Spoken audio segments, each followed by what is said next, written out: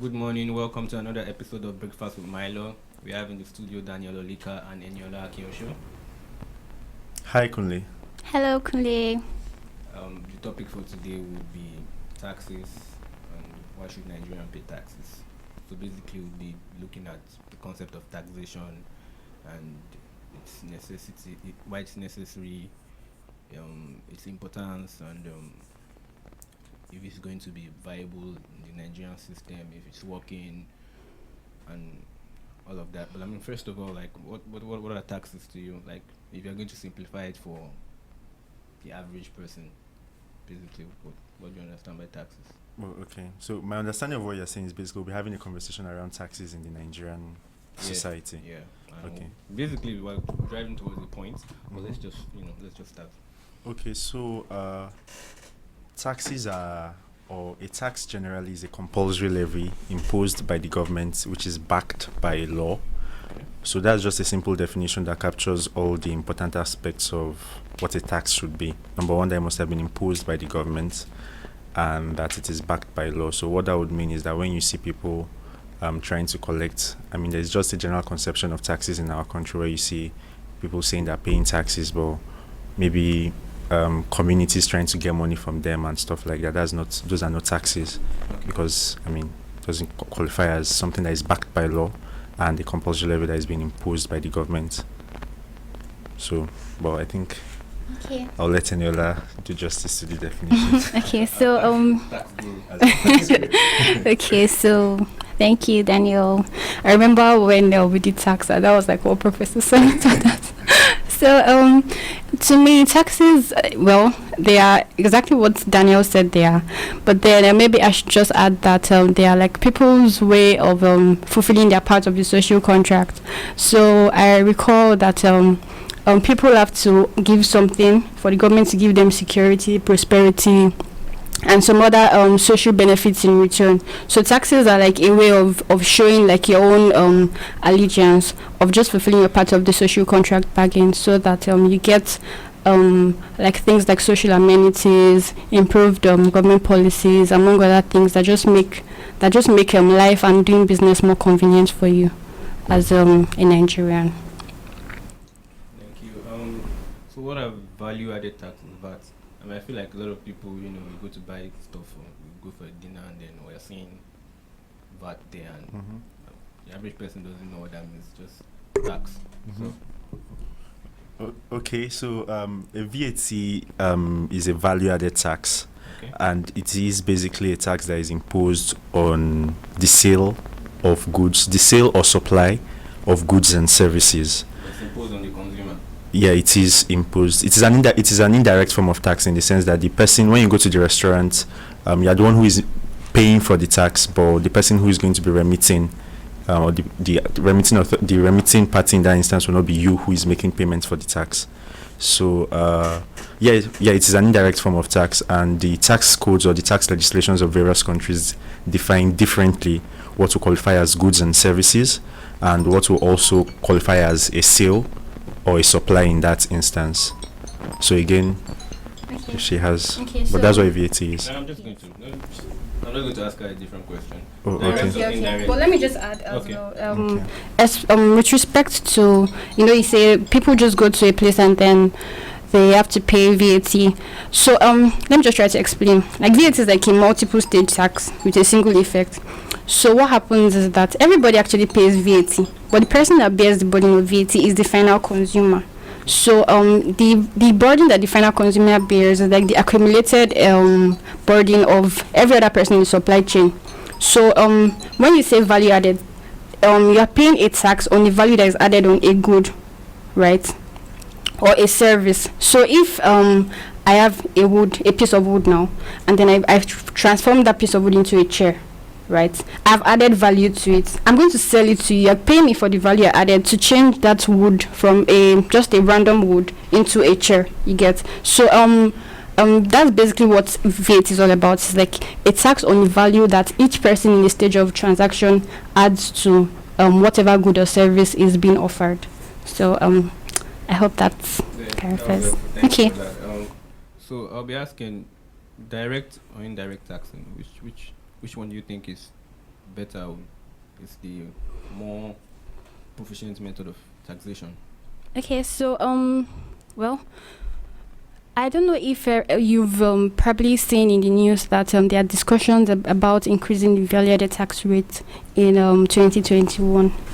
And what comes to everybody's mind is that things are going to even be more expensive than they currently are.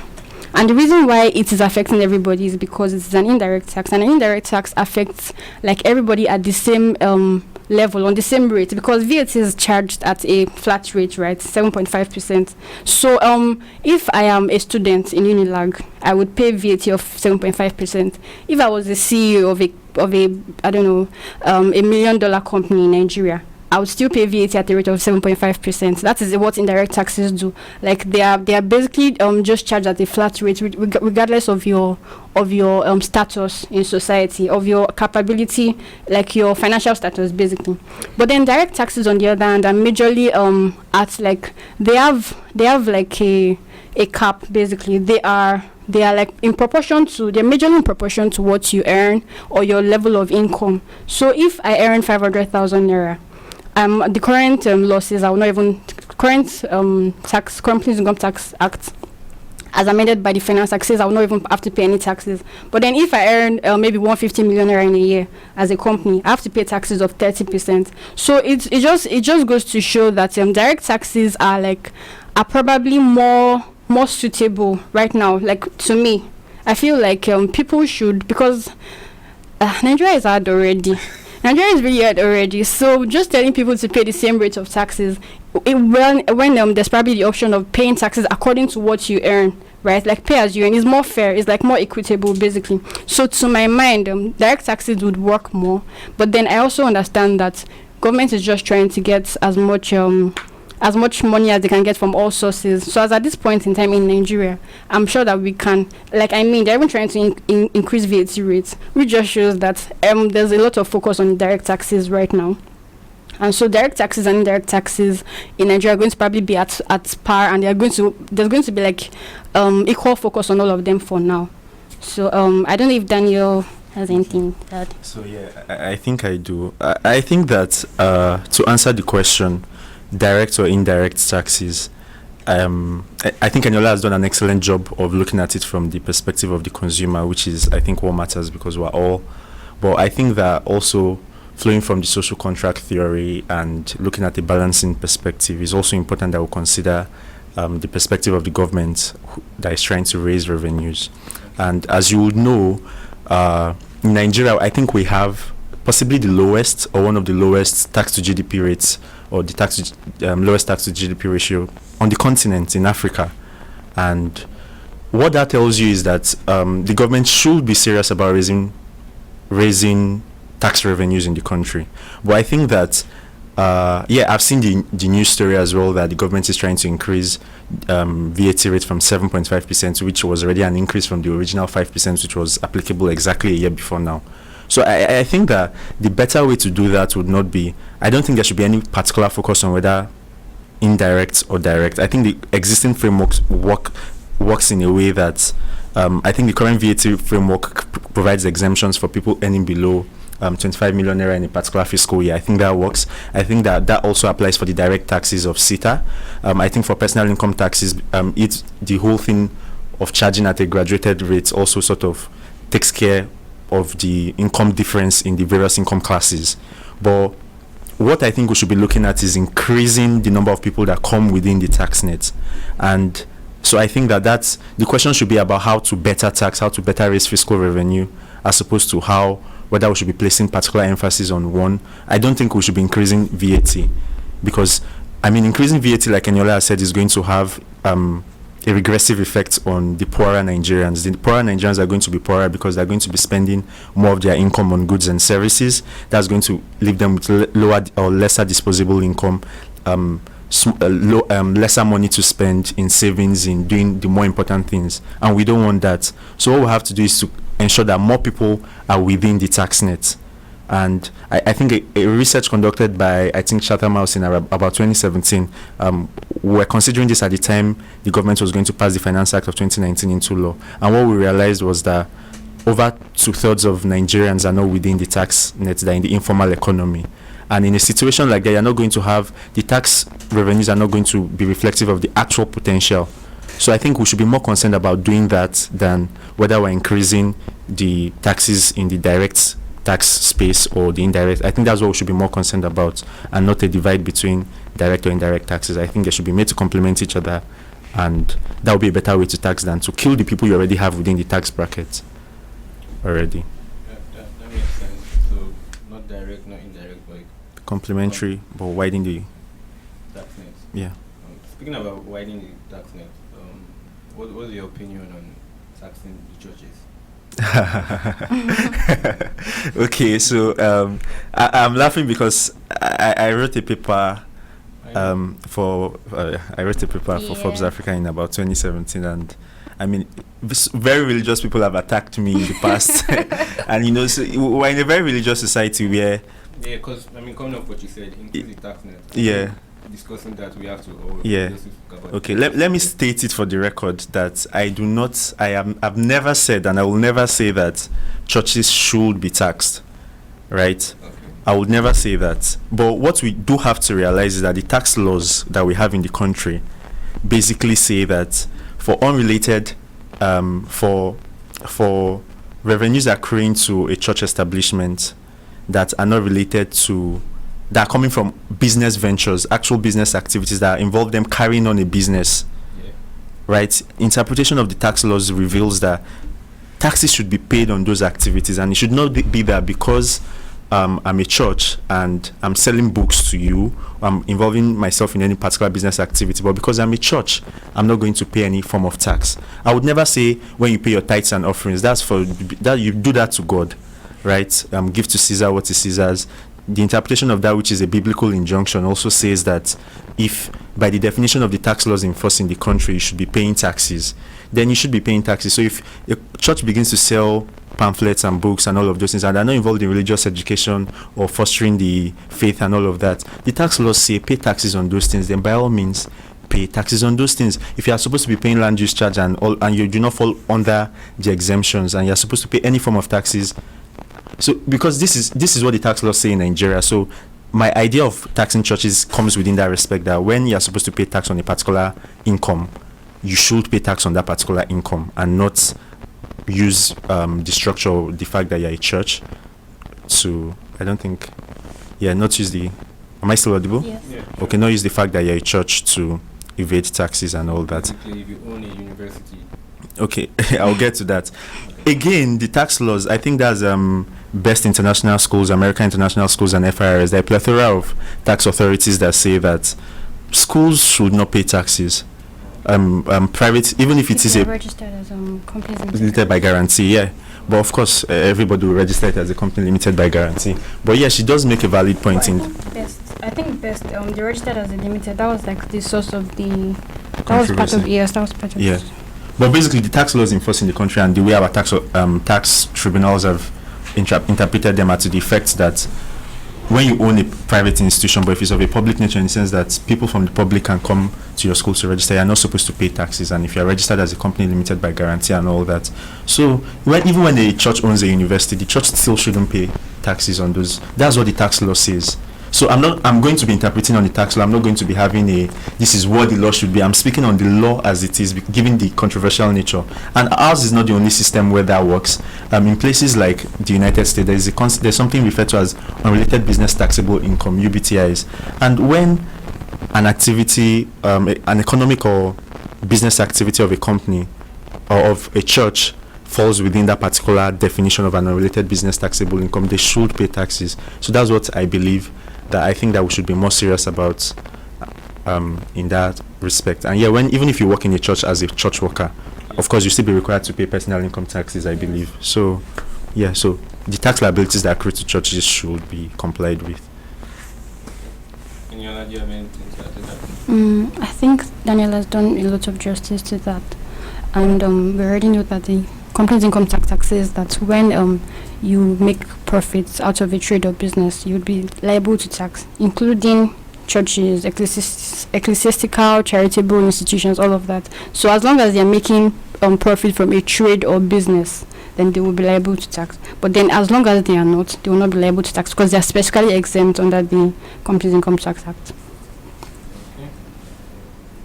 So I'll be asking, in regards to taxation of foreign companies and investors, what obtains now in Nigeria, do you think it is adequate or? Is that my question or hers?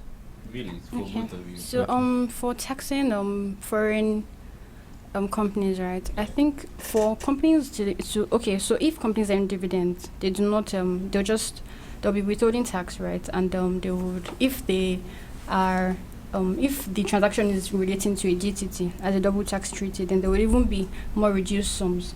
But then that's for indirect investment or indirect company relations. So when a company comes into Nigeria, they're required to register and they're required to pay taxes just like every other normal company, as long as they meet the required thresholds to pay taxes. So, well, I know that there are some incentive measures, right, that would also, like, okay, there's like, if a foreign company now comes and they want to have a tax holiday for about 3 to 5 years, then they can also they can easily come under one of the companies or they can come under one of the fields in the pioneer status incentive list, and then they'll be exempt from paying taxes. So there are many incentives. There are even like agricultural incentives. There are incentives for companies that engage in petroleum operations. There are incentives for when you expend investment allowance, when you have capital allowance, and all of that. So all these benefits are actually available to foreign companies and even to companies in Nigeria, because all foreign companies are required to register in Nigeria. As like, if you come to do business in Nigeria, then you must have a subsidiary or you must have an incorporated entity that will be carrying on business on behalf of that company in Nigeria. So I would say that so far Nigeria's investment portfolio for foreign companies can actually be way better. But then currently we're not doing so badly, especially even with the Finance Act now. So for instance, if companies that are related for like 365 days prior and after to some assets reorganization, basically like a business reorganization, they would not be liable to capital gains tax, VAT, and they would also have some other tax incentives as well. So I feel like currently, for foreign companies, there are a lot of incentives that they can key into, especially in light of the Finance Act. So, so far, I think that's fine. I don't know if Daniel has anything else to add. Yeah, Daniel, I would be saying, like, in line with the question, the digital economy. Okay. Companies like Netflix, the likes. The situation. As to whether they should be made to pay taxes. Yeah. Okay, I think that's how it should be done. Okay. How it's done. Okay, how it should be done. Okay, let me hold that question here, how it should be done, just to write off what she said, to underscore her point in the sense that we have one of the most liberal, in principle anyway, we have one of the most liberal economies, like as she said, like we're not doing such a bad job in terms of incentives, concessions, and even free the liberal fiscal framework for repatriation of foreign capital and all of that. I think we have one of the most liberal regimes in the world. If I don't know how liberal you could possibly get for an economy. Now, for businesses coming into Nigeria, Netflix and the likes. So, I said I was going to hold that question here. So now let me address it. The thing is, there is no settled way to tax the digital economy in the world. The reason is because what we are facing, what is happening before our eyes and what we are witnessing is a paradigm shift in the global tax framework. And the reason is because the current global tax framework that we have, that has been in existence up until this time, was built in the 1920s. That was after World War I, when countries were beginning to trade with each other for the first time. And so because of that, we had a situation where we had to create rules like the permanent establishment status and all of that, where once you do business in a particular area, you have to pay taxes here. With the aid of double tax frameworks, double tax agreements, we'll be able to prevent double taxation and all of that. But today with Netflix in fact does not even need to have a physical location. They can all just be working from their houses. And so the question now becomes, if you are creating or generating revenue out of Nigeria, how much taxes should you pay in Nigeria, and And and the problem with that is that there's a profit attribution problem, and I think in November the OECD is set to release its stance on how countries should go about it. The reason is because I can't say Nigeria should tax digital economy in a particular way. The reason is because if Nigeria decides to tax the digital economy in a particular way that conflicts with the way Ghana is taxing digital economy with the way the US is taxing, these things can lead to trade wars. In fact, they've led to trade wars. Trump and Macron were at each other's throats at, I think, early 2019 or 2020 or so. Yeah, because the French government was going to be taxing digital economy in a particular way that the US did not like, because most of these companies are based in the US. So the thing is that there's going to be a profit attribution problem, in the sense that if Netflix is, I don't want to use I don't call any company, I'm a lawyer, right? So interest and all of that. But if a particular digital establishment is doing business in the US and it seeks to or it generates revenue out of Nigeria, right? How much revenue are you going to say it generates out of Nigeria? It's not enough to look at their receipts and say, oh, Eniola paid 4.5 for a Netflix subscription, Daniel paid 4.5, Kunle paid 4.5, so that's 13.5. That 13.5 in principle does not necessarily mean it is generating 13.5 out of Nigeria, because there will be licenses. It will be paying for doing business in Nigeria. We have to pay licenses. So the question now becomes, how do you generate how much money is coming out of Nigeria as opposed to what is coming out of Ghana, as opposed to what should be accruing to the business in the US for doing business, for being set up there and all of that. So my question to that in relation to taxing digital economy is that I think we should have a global answer to a global problem. But I think that in the meantime, I don't think Nigeria is doing badly with the significant economic presence policy or that we have in place, which seeks to ensure that when you do business here, that they're going to use our existing transfer pricing rules and all of that to create profit attribution.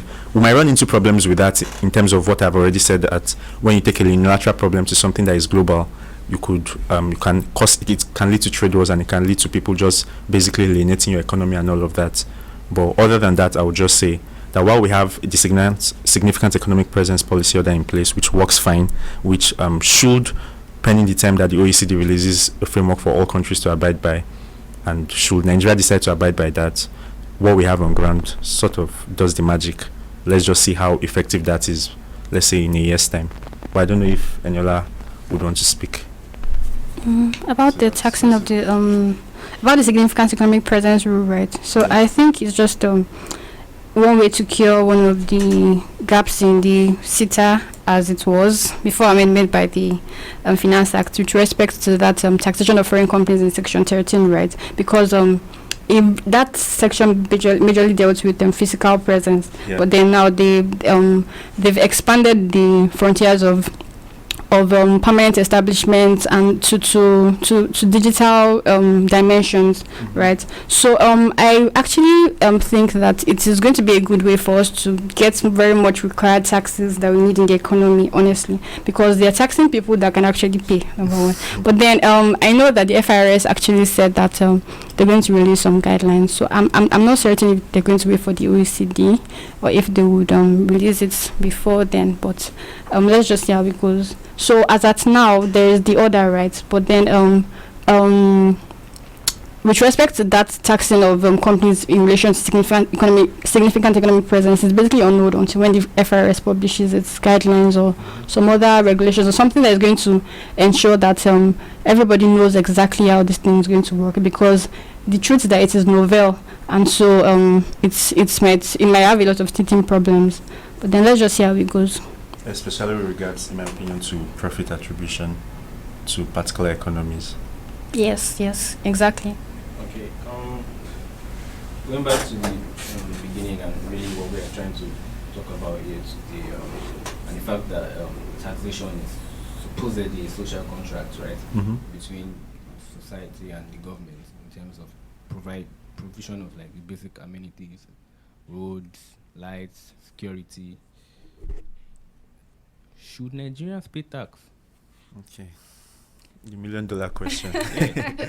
Okay. When the Finance Act was passed in January, my teammates and I in the tax team in my firm did a presentation to the wider firm. And when we're done that Thursday or Friday evening, a colleague walked out, shook my hands, and was like, "Danny, that was a good one.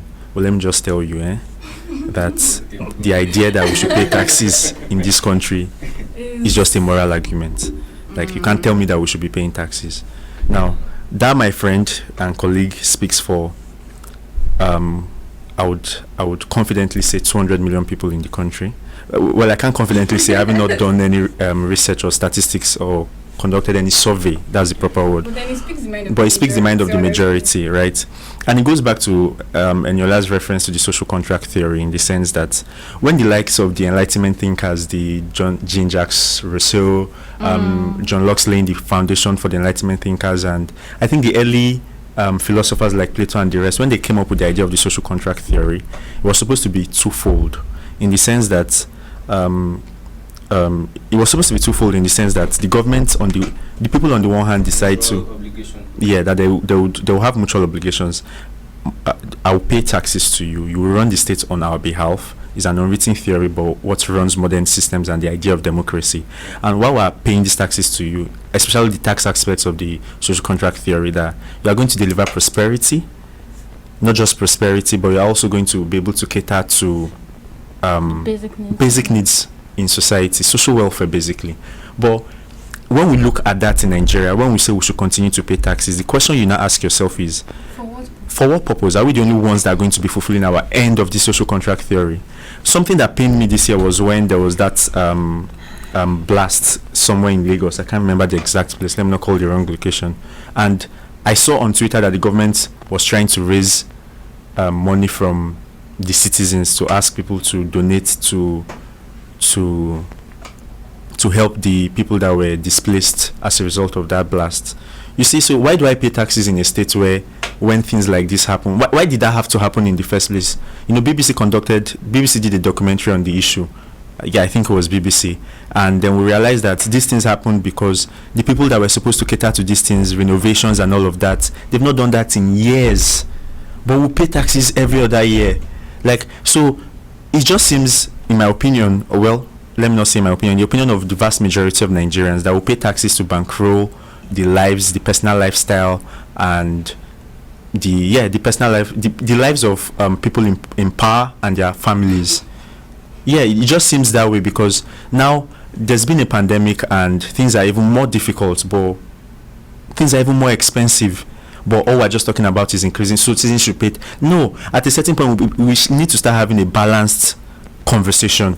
Yeah, the citizens are paying their taxes. Yeah, we should increase the tax net. Yeah, we should make tax revenues higher. Yeah, we should increase tax to GDP ratio. But we also need to be having the other aspect of the conversation, right? I know it is not necessarily right, but at a certain point, we need to see it in that way. You know, ours is one of the few countries in the world where people can do all sorts with taxpayers' money. In more developed countries, you would hear people, the idea that you're doing something on taxpayers' money and taxpayers' time, if you can't just behave anyhow, you can't just spend money anyhow that belongs to basically our collective wealth.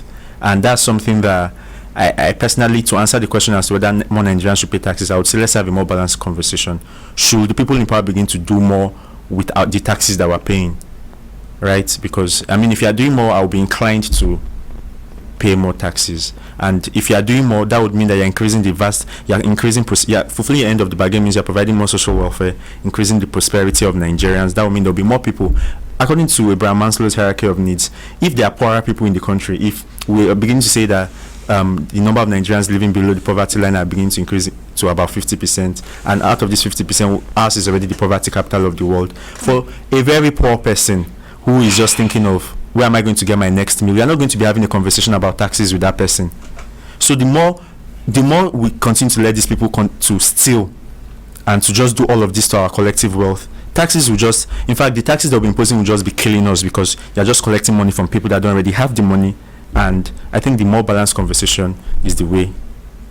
Yeah, we should be having a conversation about, should the people in government do more with our taxes? Yeah. Right. Then after that, we can now come to the conversation. How can we pay more taxes? So basically, the question is, what are the people in government be doing with the taxes that we're paying? Prior to this conversation, that taxes aren't enough and we need to increase. What have you done with the one you have? You've had from people paying? Because I mean, nothing is functioning. Yeah. There's no power. The roads are bad. Terrible. There's death traps, literally. Things like this go on to affect the economy, just beyond the satisfaction of the average man. If there's insecurity, businesses will not be able to. I once worked in a startup where so there's this thing where our power situation is terrible, right? So working with the person, I saw his business die from, it was where you had got in the office and you had paid already for a year. There was this they do this thing when Nepal's timetable or by the PHCNR's timetable. So sadly or unfortunately, it started from 6 at night to 12, and that's where the company was. Yeah. Do you understand? So that means effectively, it was spending a whole lot of money, 5 days a week, to fuel the gen, and you get paid for. And this is the same person that is going to try and squeeze some little income from what he's doing, and then you tax him again. So it's like basically that. Do you have like a divergent view? I definitely do not have a divergent view. But then I like telling stories. I just thought about something when Daniel was talking. Okay. Like, what exactly is the government doing with our taxes, right? So I remember when I was in primary school, and then we did this agricultural science experiments where they would tell us to plant beans or maize, and then you water it every day. You're just waking up so eager to go and see how it has grown and everything. And I know that very few of us eventually got seeds from our experiments. But then I just thought about something. So imagine if every morning when I woke up so excited to go and water my plants, 2 days was still at the same level. I wasn't even seeing any sprouts. 3 days, 4 days, 5 days, 6 days, 7 days, 8 days, 9 days, 1 month. And I was actually still consistently pouring water because I wanted to show my friends I'm an agricultural science teacher just how well my plant has been doing. But then nothing comes forth, or then something comes forth, but then it's so tiny and it's so it's like almost inconsequential in relation to how like my energy, my eagerness, my watering, my time, everything. Like, what do you think would happen to me as a primary 1 student? I'll just probably be so frustrated. I'll be wondering what kind of life this is, right? So that's just exactly how I feel like in respect to tax authorities. My mom has a company. She's super frustrated with tax authorities. She's super frustrated because she wonders why she pays taxes every day because there's no security. She funds everything. She pays for diesel prices. She pays for things that were supposed to have been provided for. And then they keep coming and coming. And one day she was just like, Eniola, see, I actually don't owe FRS. It's FRS that owes me. And I'm not paying it. She was saying that she's not going to pay this particular assessment, and no, that she wants to believe that it is the tax authority that owes her. And I feel like that is just exactly how almost all Nigerians feel. Like, people that own businesses, things are hard. And then we are not seeing in any way or in any very significant way the effect of our investments, of our taxes we've paid so far. I mean, imagine if my plant was growing every day. Do you think that every morning when I wake up, I'll not even be happier to water it? I'll not be happier to see it actually grow. I'll not want to actually take it and transplant it like my agricultural teacher taught me into our school's nursery so that I could see it blossom and then be taken care of by other people. You get so that is exactly what we want as Nigerians. Telling people to pay taxes when they don't see anything coming out from it. All we see is more taxes, all we see is more levies, all we see is more expenses. Now they say that fuel price has increased. They say that on the roads coming everywhere is bad. Potholes, even we're in Lekki right now. I mean, do you know how many potholes my car entered into before I got here? So what exactly, like Daniel said, is government doing with our money? If you go to the FRS's website, you see the statistics of taxes collected per quarter and per quarter. We only see the statistics. What's the way they have put the statistics there? I would like if they had also said, okay, out of this 5 billion naira, then every penny was accounted for, or at least, even if we cannot account for every penny, but something that will make you see that this is exactly why I'm paying my taxes. We do not say that in Nigeria. So sometimes I feel guilty because I write about taxes. I'm very interested in tax related things.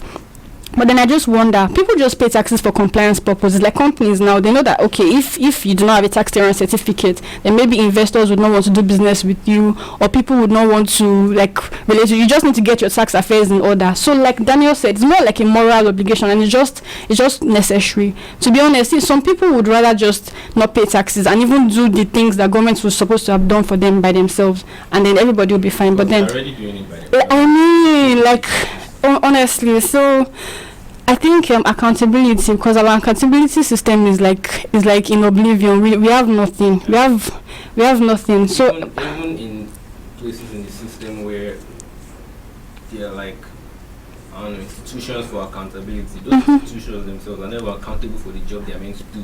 Do you understand? So like the question is, where do we even start from? Yeah. So you know, I was going to say it's like the tax man would tell you, if you go to the UK, you know, see how they tax. Do you understand? Yeah. But you know, like they never, like, if there's the time there's no power, it's going to be like a big deal. Yes.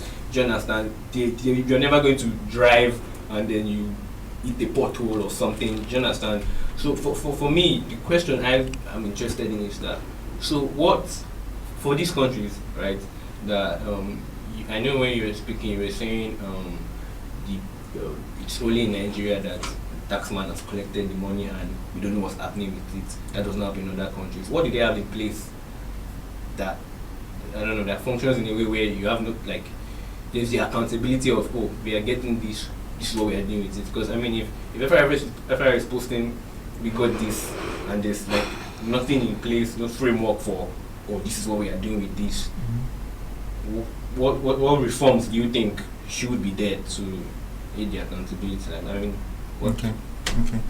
What do they have in these other places that we don't have, or we really don't use? To answer your question more specifically, okay, now we're moving outside of taxes, right? Because this is not a tax or fiscal policy issue. What they have, It's not. yeah, I think now it speaks to a more a broader political situation. What they have is strong political institutions. And that's what we have, weak institutions here. There was a tweet on Twitter last week when Donald Trump tweeted stop the count, and somebody said if Buhari had said stop the count, the INEC chairman would have stopped the count. And that should tell you something. I think that was Bolaji, my friend, our friend. See us claiming Bolaji, but the point is, but that's true, right? In the sense that strong political institutions is what we have, is what we don't have in our system. So I think that beyond fiscal policy, I struggle to see what we can do from a fiscal policy perspective, because I think that we're already paying the taxes anyway, but it should be more from the government this time around. What are we going to do? When we pay these taxes, what are you going to do? Because this government has given us the impression that they've been so committed to ease of doing business. We're always forever moving up the ranks in the ease of doing business. But just to underscore a point in Eniola's story, what she's just said, that her mom does everything. Her mom pays security, her mom pays for light, her mom pays for... So what does the government do for her? Why is she paying taxes to that government? Right? So I think the government is to just create accountability, to create stronger political institutions. And I don't know, if the closest we've come to that, to seeing that this country can actually work, that we don't have witches from our father's homes or mother's homes doing us, is what happened during the NSAS protests. Say a group of young people coming together with toll lines that were working. At some point, FK Abudu and the likes were tweeting that Nigerians that were having ordinary issues unrelated to NSAS were calling them to ask them for help. That's because those people don't have... Why should they be calling a group of people protesting against the government to tell them that, oh, we don't have this, we need this in social location, when they have a government? When they have a government that they voted into power. So what we need to do is to create strong political institutions, and that will come from citizen engagement. What we did with the NSAS shouldn't be the end of it. That will create, we need citizen engagement. We need to continually engage the government. We need to let them know that, see, we literally die here. But the irony of the situation is that young people don't want to die here. People just want to move to Canada or the US but basically that's it. I think citizen engagement and engaging our leaders and creating stronger political institutions is what is going to help in that regard, to be able to be sure that when you are messing up in office, we can tell you can't do that with the taxpayers' money. You can't do that. No, this is unconscionable. Why should someone who, I mean, you are living, say, in Agege, you went into office, now you're buying houses in VI. Is that how lucrative it is? And also, we're talking about the senators. I think it's unconscionable that our senators earn that much in a country where close to 50% of people are poor, and we are referred to now as the poverty capital of the world. So I don't know why our senators should be earning the highest in the world. I mean, they should earn relative to what is happening in the society. If we are poor, then our senators shouldn't be that rich. And some form of part of the money comes from taxes. All of it, well.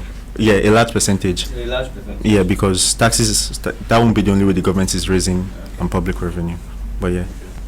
And Eniola, do you have anything to add in terms of what you think can be done? Yeah, as Daniel has said, like there needs to be a lot of engagement, there needs to be a lot of education, because these things they're not like surface problems. Nigeria is like 60 years old, and there's like these things have been happening since. It's just that we're just seeing like the ripple effect. Like the ripple effects are now so much more visible and perplexing, but then they've always been there. So this is like an institutional issue. I recall attending some FIRS webinars or hearing or reading some FIRS interviews, and then they're very quick to say that that FIRS is just a collection agency.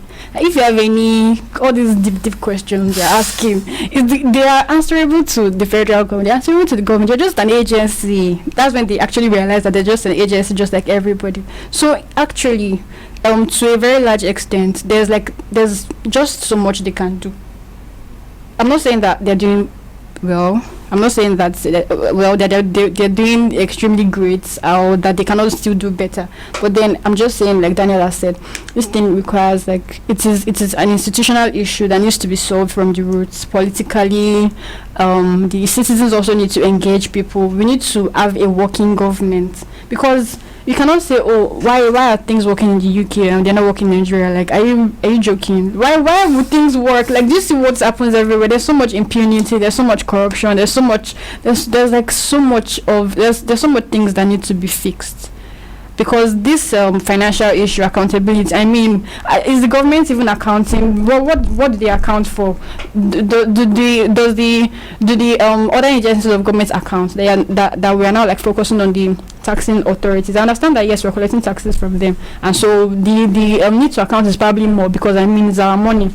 The hard-earned cash, like taking 30% of my yearly proceeds, I mean that's a lot of money, and you still pay other levies, NITDEF, police fund. There are like a lot of things that you still pay probably minimum tax, even if you do not make profits eventually and stuff. So it is not really a tax issue; it's a Nigeria issue.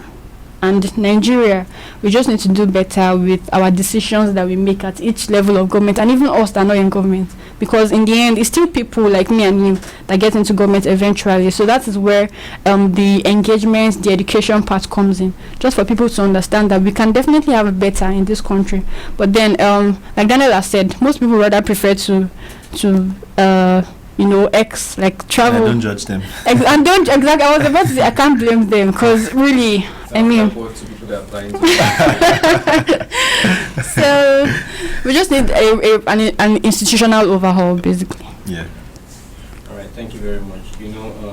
I've sat down here a lot of times and we've spoken about so many issues: justice, entertainment law, protests. We've spoken about the Nigerian situation when we spoke about independence and where we are now, and different issues, different conversations, and it always just boils down to the fact that the government is not doing what they should be doing. It's always going down to the fact that the system is broken or it's not functioning, and there's like a lack of accountability. Because we're talking about taxation, and somehow we had to just end it at governance. We had to go into politics and stuff. And it's really sad to see, because like I usually say to people, like if you try to dissect the Nigerian situation, it's akin to cutting an onion. There's so many layers. It's cutting and just seeing more and more problems, and while you're cutting your onion, you're just in tears. You don't even know. You don't even know where to start from. And so like we decided to have a conversation today. Why should we pay tax, and where have we ended? Government. Broken, we need to fix it. And then I don't know. I mean, what we have to do is we're still Nigerians. I guess we just have to, do what we can to get more involved and demand what we should demand, and try to enforce more accountability in everything that's going on in the government. And so, in answering the question, should Nigerians pay tax? Should Nigerians pay tax? I think the answer is. The answer is a balanced perspective of let's question the government to not that no Nigerians should not pay taxes. Yes, I mean, we're ready to fulfill our part as long as we're seeing we are ready results. for fulfilling our part. I mean, like a one-sided relationship. Right? even if you don't even pay Peter, one way or the other, you pay VAT. Oh yes, exactly. You Some pay indirect tax or taxes, the other. exactly. So I'm glad we're able to, delve deep into it and arrive where we always are. Thank you so much for coming. It was nice to have Eniola show, the tax associate at Andersen Tax, and Daniel. associate at Kenna Partners. yeah. Really nice to have you guys, and once again, breakfast in MyLAW, and we thank the. Thank you for having us as well. Thank you so much for having us. And that's it. See you next week on the next episode. Okay, Bye. we stay tuned. Bye. That was intense.